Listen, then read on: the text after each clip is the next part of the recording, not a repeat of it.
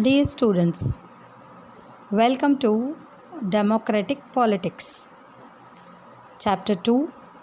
What is democracy? Why democracy? Why we need to define democracy? We need a definition only when we come across a difficulty in using the word or clearly understanding the word.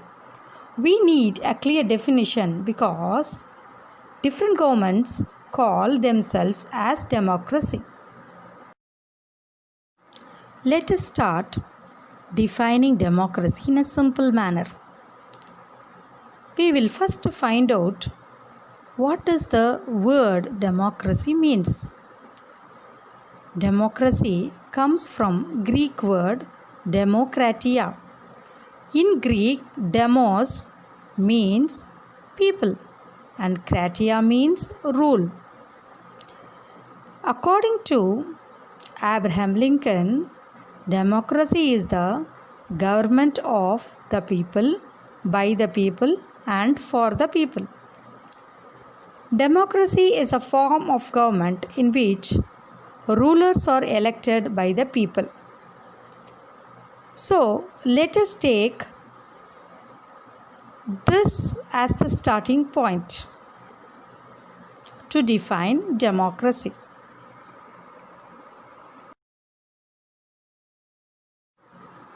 The simple definition allows us to separate democracy from forms of government that are not clearly democratic.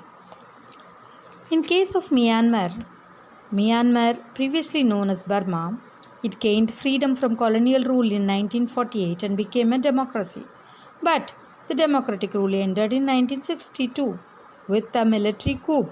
In 1990, elections were held for the first time after almost 30 years. The National League for Democracy, led by Aung San Suu Kyi, won the election. But the military leaders of Myanmar refused to step down and did not recognize the election result. Instead, the military put the elected pro-democracy leaders, including Suu Kyi, under house arrest. In Chile, on 11th September 1973, General Augusto Pinochet led the coup, and Pinochet became the president of the country and ruled it for next 17 years. From a government that was elected by the people, the power shifted to the military officers. Pinochet's military dictatorship came to an end after he decided to hold a referendum in 1988. He felt confident that in this referendum the people would say yes to his continuing in power. But the people of Chile had not forgotten their democratic traditions. Their vote was a decisive no to Pinochet. In case of Poland, in 1980, Poland was ruled by Polish United Workers' Party. This was one of the many communist parties that ruled in several countries of Eastern Europe at that time. In these countries, no other political party was allowed to function. The people could not freely choose the leaders of the Communist Party or the government. This also applies to monarchies. The kings of Nepal and Saudi Arabia rule not because the people have chosen them to do so, but because they happen to be born into royal family.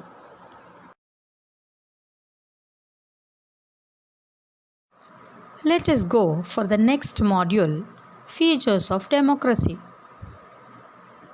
According to our simple definition, who are the rulers? What is the type of election? And who are the people who can elect their rulers? And what kind of form of government is democracy? Let us understand these questions with the help of some examples.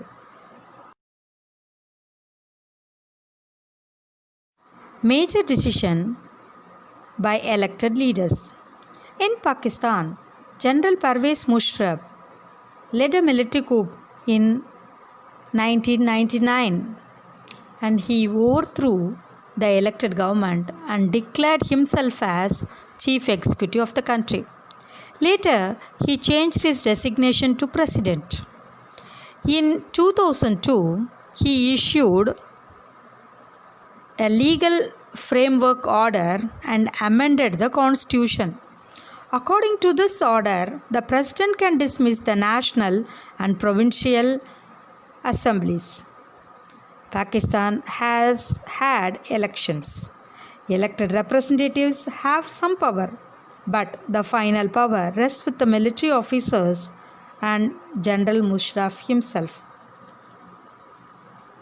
People may have elected their representative to the national and provincial assemblies, but those elected representatives are not really the rulers. This gives us the first feature. In a democracy, the final decision-making power must rest with those elected by the people.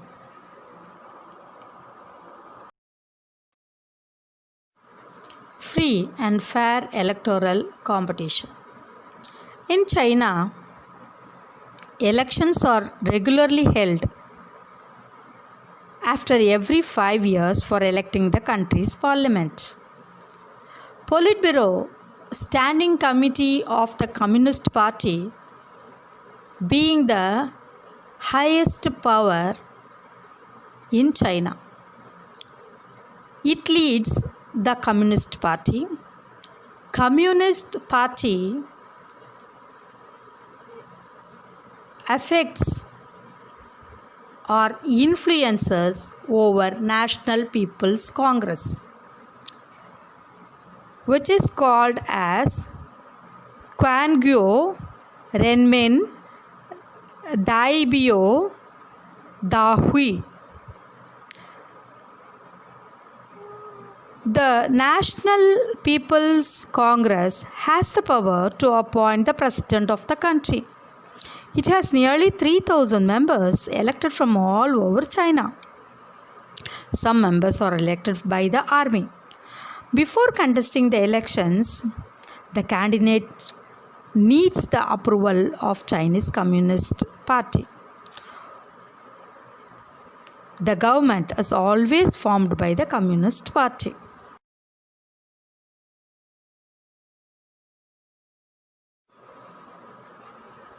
Since its independence in 1930, Mexico held elections for every 6 years to elect its president.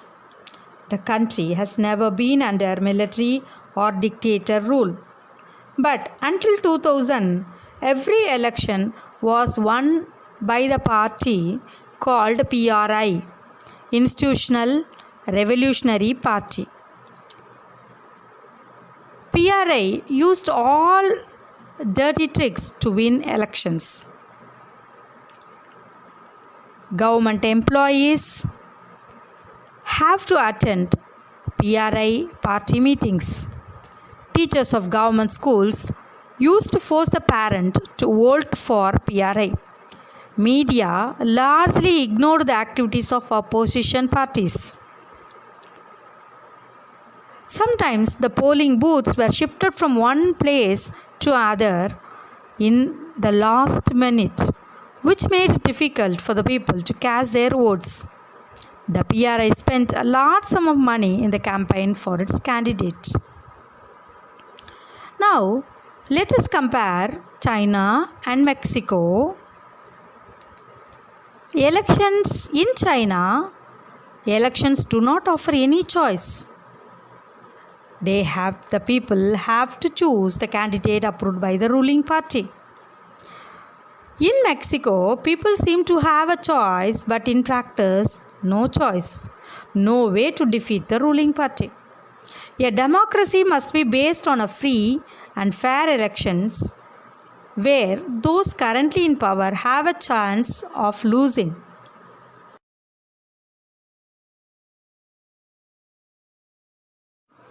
One person, one vote, one value.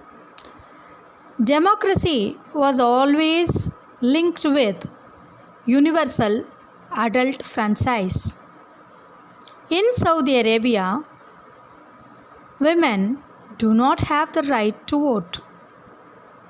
Estonia has made its citizenship rules in such a way that people belonging to Russian minority find it difficult to get the right to vote. In Fiji, the electoral system is such that the vote of an indigenous Fiji has more value than that of an Indian Fijian. In a democracy, each adult citizen must have one vote and each vote must have one value.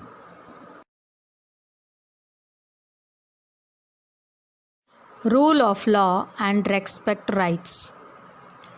Zimbabwe attained independence from white minority rule in 1980. ZANU PF led the freedom struggle. Its leader, Robert Mugabe, has been ruling the country since independence.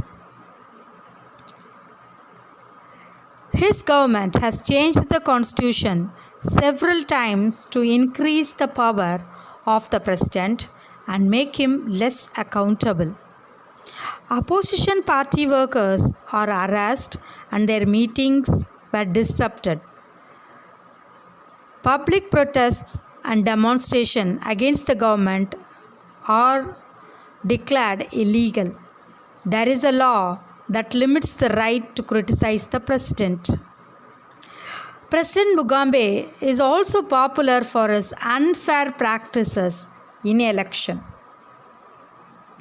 The example of Zimbabwe shows that popular approval of the ruler is necessary in a democracy, but it is not sufficient. Popular governments can be undemocratic. Popular leaders can be autocratic. The state should respect some basic rights of the citizen. They should be free to think, to have opinions, to express these in public, to form associations, to protest and take other political actions. Everyone should be equal in eyes of law. A democratic government cannot do whatever it likes simply because it has won an election. It has to respect some basic rules. In particular, it has to respect some guarantees to the minorities.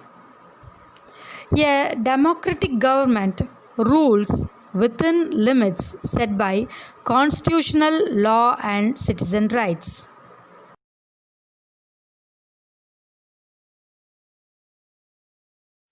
Let us sum up. We started with a simple definition that democracy is a form of government in which the rulers are elected by the people. After so many examples, we have come to a conclusion that accordingly, democracy is a form of government in which rulers elected by the people take all the major decisions. Secondly, elections offer a choice and a fair opportunity to the people to change the current rulers. This choice and opportunity is available to all the people on an equal basis, and the exercise of this choice leads to a government limited by basic rules of the Constitution and citizens' right.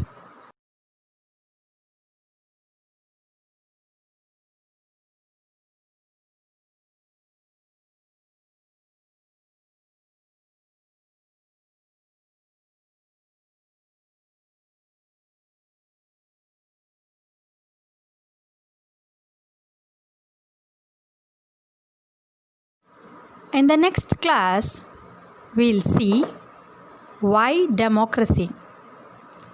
Thank you, students. Good day.